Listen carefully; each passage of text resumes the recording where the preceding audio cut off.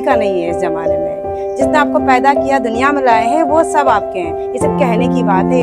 तो जो बच्चा कमाता है वो उसी के गुणगान करेगा। तो पति नहीं है, ठीक है, वो कोविड के समय उनकी डेथ हो गई थी। तब मेरा एक एक दिन चैलेंज से भरा रहा। इस ईश्वर के सिवा इस दुनिया में कोई किसी का नहीं है कि लोगों पे विश्वास जल्दी कर लेती हूँ। सिर्फ पैसा और एक वर्ड है लस्ट, फाइनेंशियल।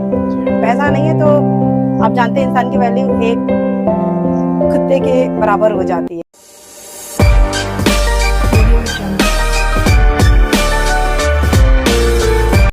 नमस्कार दोस्तों, स्वागत करते हैं आपका एक और नए पॉडकास्ट में। आज का पॉडकास्ट एक ऐसी महिला पर आधारित है जिन्होंने जीवन के काफी सारे चैलेंजेस को फेस किया है। एक सिंगल मदर होकर के कैसे अपने बच्चे का पालन पोषण किया है, कैसे जीवन निर्वाह के लिए कई सारी समस्याओं का सामना करते हुए आज वो एक बिजनेस वूमेन के रूप में अपनी पहचान बना चुकी हैं। तो मैं बात करने जा रहा हूँ मिस ज्योति जी से। तो ज्योति जी, आप बताइए कि आपको किस तरीके के चैलेंजेस फेस करने पड़ते हैं, एक सिंगल मदर होना और परिवार की जिम्मेदारियां चलाना, एक बच्चे का भरण पोषण करना, किस तरीके की आप समस्याओं का सामना करती हैं? नमस्कार, मैं ज्योति हूँ। जैसा कि आपने पूछा कि मैं किस तरह के चैलेंजेस मुझे फेस करने पड़ते हैं। देखो, आज का जमाना जो है वो भगदड़ से भरा हुआ है और कोई किसी का नहीं है इस जमाने में। सबको पता है कि कहते हैं ना कि आपका खानदान, जो ब्लड रिलेशन, जहाँ आप पैदा हुए हैं या कि वो सब आपके हैं। जिसने आपको पैदा किया, दुनिया में लाए हैं, वो सब आपके हैं। ये सब कहने की बात है। ये सब सतयुग में होता था। आज यही है कि अगर एक माँ बाप के 4 बच्चे हैं तो जो बच्चा कमाता है वो उसी के गुणगान करेगा। और अगर बेटी, मान लो मेरे तो पति नहीं है, ठीक है, वो कोविड के समय उनकी डेथ हो गई थी, तो फिर मेरे अपने घर आ गई। मेरे मम्मी ने मुझे बुला लिया। उसके बाद मैंने जाना कि हकीकत क्या है। कहते हैं बचपन में कि माँ बाप की पूजा करनी चाहिए। कहते हैं कि औलाद जो होती है वो नालायक हो जाते हैं, लेकिन माँ बाप जो होते हैं बच्चों के लिए भगवान होते हैं। तो मैंने जो लाइफ का जो लेसन असली मतलब जाना कि जब शादी के बाद, जब मेरे पति नहीं रहे, उसके बाद जब मैं मायके में बैठी, तब हकीकत पता चली कि रियल लाइफ होती क्या है। तब मेरा एक एक दिन चैलेंज से भरा रहा कि कैसी मुसीबत, मुझे सब कुछ झेलना पड़ा। जो मेरे ब्लड रिलेटिव थे, ब्लड से जुड़े हुए, उन्होंने हर बात पर मुझे सिर्फ ठुकराया अपनी लाइफ को। फिर मैंने कैसे झेला वो हम ही जानते हैं। बच्चे को अकेला पालना कितना कठिन है। फिर किसी तरह मेरे पापा ने, जब मैं बैठी तो उन्होंने दुकान तो खुला दी। फिर मेरे लिए चैलेंज था बच्चे को पालना। फिर मैंने बिलीव किया कि कोई किसी का नहीं है, सिर्फ भगवान ही आपके हैं जो आपको यहाँ भेजते हैं। कि तब मैंने माना कि खाली ये जो है मम्मी पापा इसे दुनिया में लाते हैं, लेकिन रियल जो आपको इस दुनिया में लाया है वो आपके लिए पाथ, आपकी जर्नी उसने सेलेक्ट की है। तो सिर्फ उसी का नाम मैं लेती हूँ, आगे बढ़ती रहती हूँ और इसी को जाना कि इस ईश्वर के सिवा इस दुनिया में कोई किसी का नहीं है। बहुत ही बड़ी बात करी है मैडम ने कि ईश्वर के सिवा कोई नहीं है इस दुनिया में। समझ लीजिए जो ब्लड रिलेशन है वो भी कभी कभी हम लोगों को धोखा दे देते हैं, कभी कभी हमारा साथ नहीं देते हैं। जब हम जीवन के उस पड़ाव पे खड़े होते हैं जहां पर हमारा साथ देने के लिए मेरे परिवार को, मेरे रिश्तेदार को खड़ा होना चाहिए था, उस फेज पर हमें जब छोड़ दिया जाता है, हमें ठुकरा दिया जाता है, तो वास्तव में क्या पीड़ा होती है, वास्तव में क्या दुख होता है। तो मैडम ने अभी आप लोगों के साथ में साझा किया। तो मैडम, इसी को मैं आगे कंटिन्यू करते हुए पूछना चाहता हूँ कि एक ऐसी चीज बताइए जो आप के अंदर काफी अच्छी है और उसकी वजह से आपने अपने आप को एस्टैब्लिश किया। You mean uniqueness? जी। मेरे अंदर क्या यूनिकनेस है? जी। अगर मैं यूनिकनेस की बात करूँ तो एक नहीं है, बहुत सारी है। जी। और ये मुझे पता कैसे चली है, जैसे जब हम बहुत अच्छे दिन चाहते हैं तो पता नहीं कर पाते हैं, क्योंकि जीवन ऐसे बीतता रहता है। और जब आप अकेले पढ़ते हो, ठीक है, तब आप अकेले, जब आपका कठिन समय जाता है तो सब आपके क्या करते हैं, कोई आपकी ये बड़ाई नहीं करेगा, सिर्फ कमियां बताएगा। तब आपके अंदर सब कमियां निकालते रहते हैं। फिर उस समय जब कमियां निकालते रहते हैं तो आपको भगवान की तरफ से भेजा हुआ कोई दूत मिलेगा, ठीक है। सबकी जिंदगी में होता है, सबको मिलता है। तो मेरे भी इर्द गिर्द जब ब्लड रिलेशन से मैं खफा हो गई तो भगवान ने बहुत सारे लोग मुझे दिए जिन्होंने बताया कि तुम्हारे अंदर ये खूबियां है। जैसे मैं क्या करती हूँ कि लोगों पे विश्वास जल्दी कर लेती हूँ। जैसे बहुत लोग क्या करते हैं, आज का जमाना, बहुत जनरेशन बहुत खराब चल रहा है, लोग कहते हैं किसी विश्वास ना करो। लोग क्या आगे किसकी तरफ दौड़ रहे हैं, सिर्फ पैसा और एक वर्ड है लस्ट, उसको और कुछ नहीं दिखता है। तो जहाँ पे लोग पैसों के पीछे भाग रहे हैं, लस्ट के पीछे भाग रहे हैं, तो उनको किसी के अंदर कोई खूबी नहीं दिखाई देती है। तो इन सब भगदड़ के पीछे मैंने जाना कि मैं लोगों पे विश्वास बहुत जल्दी कर लेती हूँ, और मैं ये नहीं देखती कि सामने वाला पर्सन क्या है। जैसे आज के जमाने में कोई किसी से बात नहीं करना चाहता है कि इससे ना बोलो, इससे ना बोलो, कि सब मतलबी हैं। लेकिन मेरा है क्या है, अरे सबसे बोलो, 4 दिन की जिंदगी है, मैं सबसे घुल मिल जानती हूँ। ये नहीं देखती उसका नेगेटिविटी क्या है। मेरे अंदर ये पॉजिटिविटी कि मैं बहुत जल्दी लोगों को अपना बना लेती हूँ, सबसे बातचीत करने लगती हूँ। बिल्कुल यही चीज़ मेरे अंदर भी है। मेरे साथ भी ऐसा रहता है कि मैं लोगों को अपना समझने लगता हूँ। वो मेरे साथ में एज अ प्रोफेशनल जुड़ा हुआ है, लेकिन मैं उसको अपना समझ करके और उसके साथ में सारी चीज़ें शेयर कर देना, फिर उसको अपना जब मान लिया है तो उसके साथ में सारी चीज़ें शेयर करने के बाद लास्ट में मुझे रियलाइज़ होता है कि पता चलता है कि वास्तव में ये तो मेरा यूज़ कर रहा था। तब रियलाइज़ होता है। आपके साथ भी ऐसा क्या कोई इंसिडेंट हुआ कि आपको भी लगा कि किसी ने मेरा जो अच्छाई है मेरे अंदर की उसका मिसयूज़ किया है? हाँ, ये कई बार होता है। इवन मेरी जो फ्रेंड है, फ्रेंड सर्कल बहुत अच्छे, वो लोग बताते भी हैं, लेकिन हम लोग अपने आप से मजबूर रहते हैं। ये हम लोग की क्या है, पर्सनैलिटी का एक पार्ट बन चुका है कि इससे हम मजबूर है। कोई बार बार बताया गया तुम्हारे अंदर कमी है, तो लोगों पर ट्रस्ट कर लेती हूँ, लेकिन क्या करें, अपनी कमी से मजबूर है कि तब भी लोगों पे हम बार बार विश्वास कर लेते हैं। ये चीज हमसे नहीं जाएगी, क्योंकि ये हम लोग की कमी है मान लो, या मैं अपना क्वालिटी, अपना गुण मानूंगी कि मैं लोगों पर विश्वास जल्दी कर लेती हूँ, भले धोखा खा लूँ। अच्छा मैडम, मैं आपसे पूछना चाहता हूँ कि आपने जिस तरीके से अपनी लाइफ को अभी इस्टेब्लिश किया है, तो किस तरीके के चैलेंजेस आपने फेस किए? सबसे मोस्ट इम्पोर्टेंट क्वेश्चन है फाइनेंशियल जी।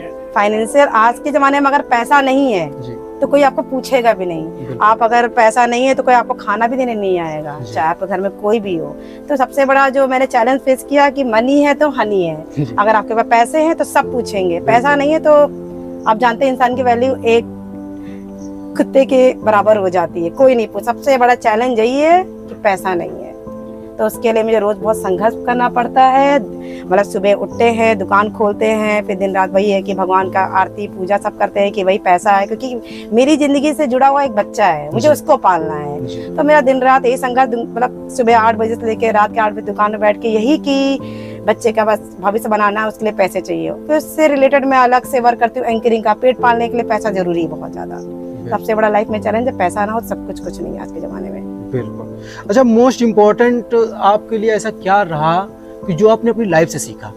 ऐसी क्या मोस्ट इम्पोर्टेंट थिंग्स है जो आपने अपनी लाइफ से सीखा और हमारी ऑडियंस के साथ में आप साझा करना चाहेंगी, ताकि वो भी उन चीजों को लेकर के अवेयर रहे? हाँ, मतलब कि मैंने अपनी लाइफ से क्या सीखा, मैंने अपने फेलियर से सीखा, अपने फेलियर से।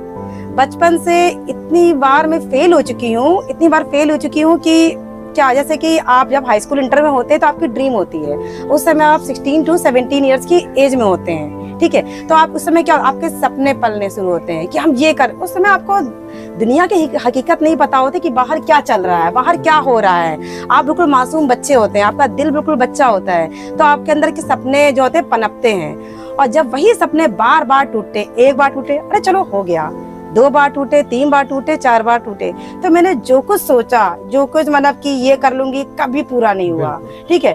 फिर ये लगा कि आपकी जो डेस्टिनी है वो प्री डेस्टाइंड है, ऊपर वाला है। तब बाद में at the age of 10 years, ये गैप में आप जब परिपक्व हो जाते, तब आपको लगता है कोई तो है रचयिता जो आपको नचा रहा है, और उसने आपकी डेस्टिनी पहले से लिख के दी हुई है। तो फिर ये लगता है कि तब लगा चलो वो मेरी परीक्षा ले रहा है और उसने मुझे मजबूत बना दिया है।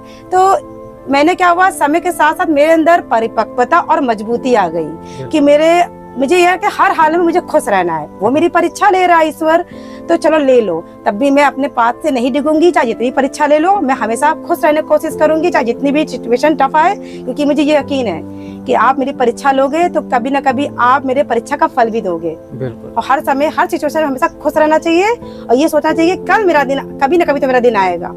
ये चीज। आपके हस्बैंड के जाने के बाद में बहुत सारे आपने चैलेंजेस जो फेस किए, उसके बाद में अपने आप को एस्टेब्लिश किया, तो जैसे ये सारी चीज़ें अच्छी हो गई कि आपने अपने आप को एक मुकाम पर लाकर खड़ा किया है। Do you have any regret? हाँ, रिग्रेट है, क्योंकि सबके जीवन में रिग्रेट होता है कोई ना कोई। मेरे जीवन में जो रिग्रेट का पॉइंट आया कि तब जब मैं अपनी माँ को खोया। ये जब मैं यहाँ पे बैठी, मतलब कि मेरे हस्बैंड की डेथ के बाद मेरी मम्मी मुझे यहाँ ले आई थी, क्योंकि ससुराल वाले भी आपकी इज्जत नहीं करेंगे, वो आपको क्या कहेंगे कि मेरे बेटे को खा गई ये सब।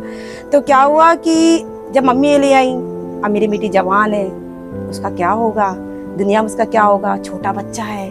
तो उस गम में वो धीरे धीरे बीमार हुई, मुझे छोड़ के चली गई। अरे वैसी बात ना, जैसे दशरथ जी के वियोग में, मतलब राम जी के वियोग में दशरथ जी का निधन हो गया था, तो वैसे ही मेरे वियोग में मक्की बिटिया का क्या होगा, नाती का क्या होगा, वो मेरी वजह से चली गई। तो उस चीज का रिग्रेट मुझे है, और मैं रोज जैसे जब मैं सोने जाती हूँ वो चीज मुझे गम खा जाता है कि मेरी वजह से लोग भी कहते हैं कि तुमने खा गई। तो मुझे रिग्रेट है कि अगर मैं ससुराल से ना आई होती तो मेरी मम्मी शायद जिंदा रहती। तो वो रिग्रेट मुझे है और जिंदगी भर तक रहेगा, काश वो जिंदा होती। तो ये रिग्रेट है मुझे। अच्छा, आपकी लाइफ का ऐसा क्या मोटो है, क्या अभी करना है, कैसे इस सारी चीज़ों को, इन सारी प्रॉब्लम्स को फेस आप कर ही रही हैं कंटिन्यूसली, और जितने भी चैलेंजेस आपकी लाइफ में आ रहे हैं, तो एक आप मोटो बना के रखे होंगे, गोल बना के रखे होंगे कि मैं ये करूँगी, और ऑडियंस को हमारे क्या ऐसा बताना चाहेंगे कि ताकि वो भी अपनी लाइफ के लिए बेहतर ऐसा कुछ कर सके, कुछ ऐसा मोटो बना के रख सके जिससे उनको जीने के लिए एक प्रेरणा मिले, ताकि वो भी अपनी लाइफ को एक दिशा दे सके। जैसे कि बचपन में जब जन्म होता है उसके बाद क्या होते हैं, आप लोग छोटे होते हैं, स्कूल जाते हैं, तब ये लगता है चलो स्कूल जा रहे हैं, खेल कूद रहे हैं, माँ बाप पाल रहे हैं, खिला रहे हैं, तो ऐसी लाइफ बीतती चली गई। उस समय आपको लाइफ का मोटो आपको डिसाइड नहीं कर पाते हैं आप लोग। लाइफ का मोटो एक ऐसा अंतिम क्षण आता है जब आपको पता चलता है कि कोई, जैसे कि मेरे साथ क्या हुआ कि मुझे बचपन में तो लगता था कि मेरा जन्म क्यों हुआ, कि मतलब कि एक दिन मैं जन्म ली हूँ और एक दिन मैं क्या होगी, दुनिया से चली जाऊंगी। मतलब ऐसे मन में रहता था कि किस लिए मैं जन्म इस दुनिया में, मुझे किस लिए भेजा गया है।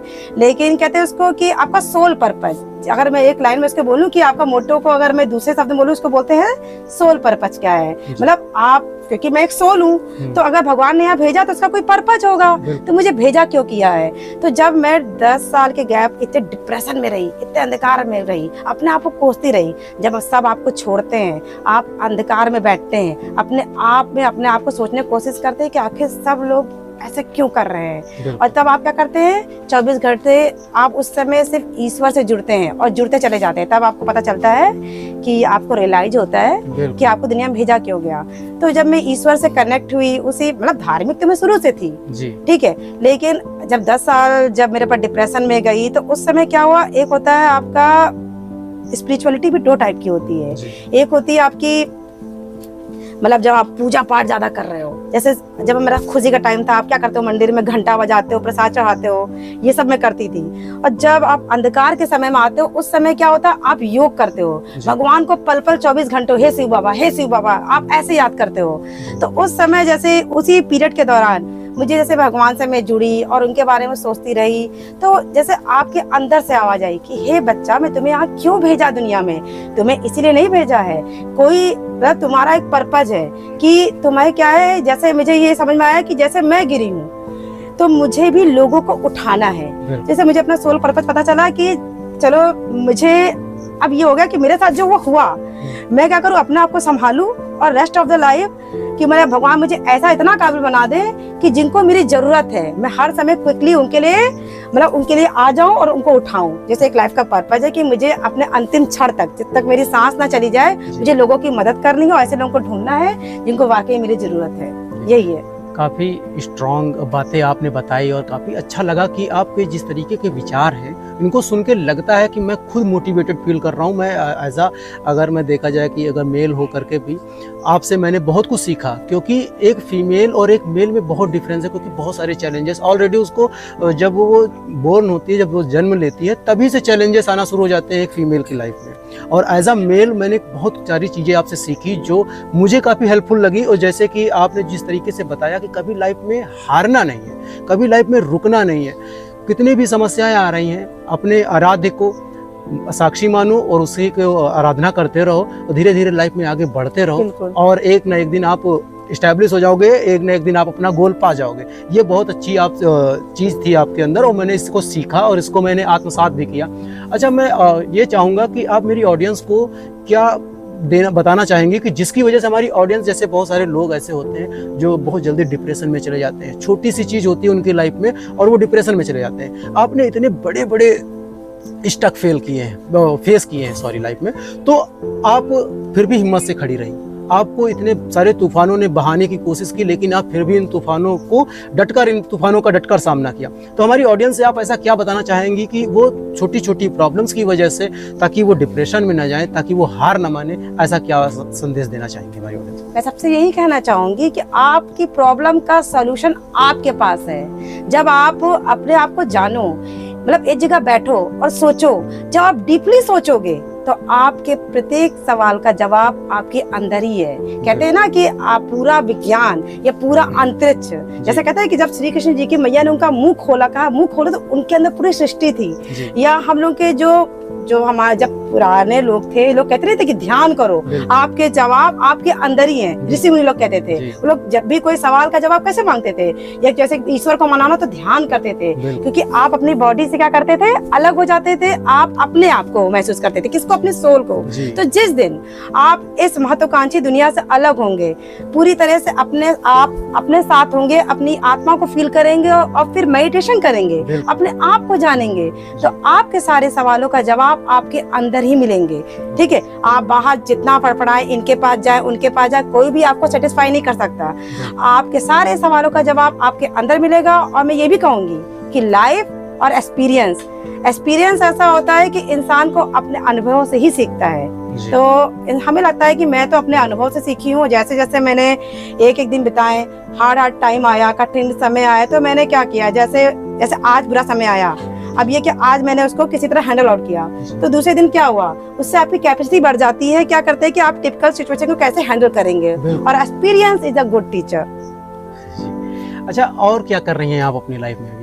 मतलब कि मैं एक एंकरिंग का काम भी करती हूँ। ठीक है, और जैसे कि पर्सनैलिटी डेवलपमेंट भी करती हूँ स्टूडेंट लोगों का, जो जैसे कि पर्सनैलिटी डेवलपमेंट जो मुझसे मांगते हैं उनका वो करती हूँ। और एक जैसे कि प्रबल वक्ता, जैसे किसी ने कहा कि इंस्पायर करो, या जैसे कि कोई बच्चा डिप्रेस है, मेरे पास आया, तो मुझे इतना विश्वास है कि मैं उसको अपना बेस्ट दूंगी और उसका डिप्रेशन उसको मैं हैंडल कर सकती हूँ, और अच्छा मतलब वक्ता भी हूँ।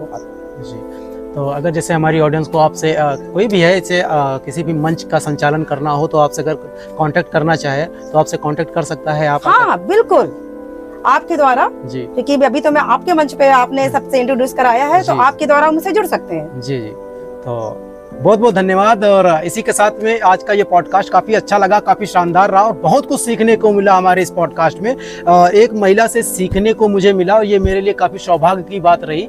और इसी के साथ में अपने इस पॉडकास्ट को समाप्त करते हैं। तब तक के लिए आपका बहुत बहुत धन्यवाद, और हमारी ऑडियंस का बहुत बहुत धन्यवाद। धन्यवाद।